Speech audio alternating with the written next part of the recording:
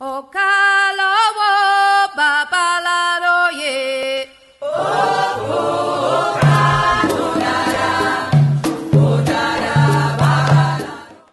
There's a crisis in the Congo. Free Congo! So there's a crisis in the Congo. Free Congo! There's a crisis in the Congo, but they refuse to address the diagnosis of the problem.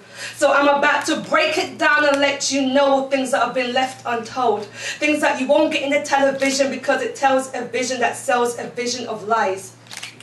But first I put these questions out to you.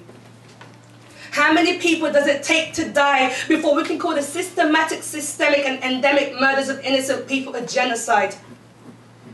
What do you do when the hands that are supposed to be helping you are the same hands who are robbing you? How do you fight off hunger when other people's greed leaves you empty, yet you're the one feeding them with your country's produce, but yet they call you underdeveloped? Think about it. You see, everyone wants to buy to the Congo, including you, and you, and you. Whether unwittingly or knowingly, you have a piece of Congo with you on you right now, i.e. your mobile phones. And the real cost of that is blood. The real cost of your luxury is their poverty. The real cost of your happiness is their destruction. There's a crisis in the Congo. Free the Congo! The stories you hear and the pictures we see, for many it will be nothing more than their problem. So they turn a blind eye to atrocities only to be guided by darkness. Yet they feel that if they hit the like button on a Facebook page of malnourished children, it will somehow feed them. Ignorance is bliss. But only because we allow it to exist. There's a crisis in the Congo. Free the Congo! 80,000 women a year are raped in the UK.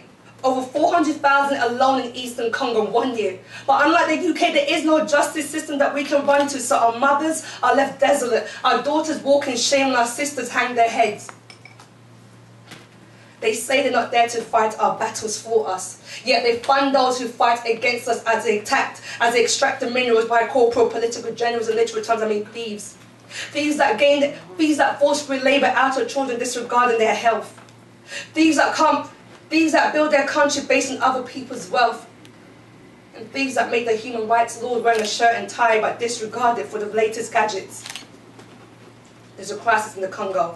Free the Congo! They come in the colour of our melanin saying they want peace, but yet they still represent the colours of imperialism, the blue, red and white. You see, I'm going to say it how it is. Forget the fact that there's no black in the Union Jack. They're trying to eradicate the DRC from the face of Africa itself. But you see, I bleed my country's blood, so for every one Congolese you kill, 10 more shall be born in their place. Can't you see? We're a chosen race. Over 7 million dead and counting. That's more than the Jewish people during the Holocaust. But yet we're still multiplying, so tell me who's got the blessings of Abraham?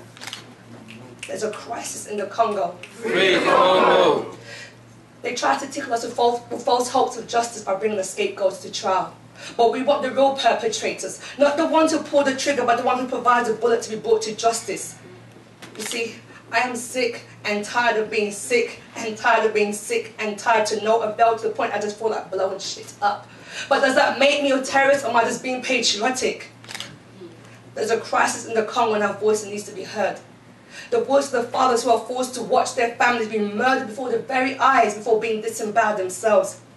The voice of the women whose vaginas could recite a monologue of sexual violence. The voice of the little boys who are forced in these coltan mines to scratch and break and chip and chop from dusk to dawn for sources of minerals like coltan that they use to dig up for their own graves because they never make it out. There's a crisis in the Congo and our voice needs to be heard because we're crying out for freedom, crying out for fair trade, crying out for equality. But who will hear us? Thank you.